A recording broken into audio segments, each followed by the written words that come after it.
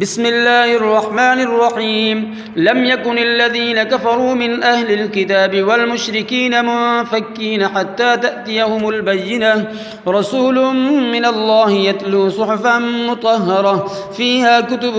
قيمة وما تفرق الذين أوتوا الكتاب إلا من بعد ما جاءتهم البينة وما أمروا إلا ليعبدوا الله مخلصين له الدين حنفاء ويقيموا الصلاة ويؤتوا الزكاة وذلك دين القيمة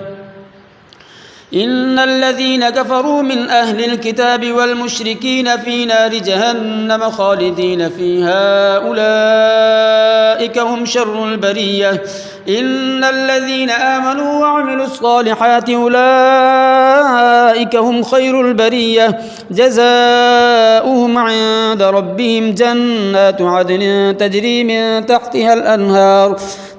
من تحتها الأنهار خالدين فيها أبدا رضي الله عنهم ورضوا عنه ذلك لمن خشي ربه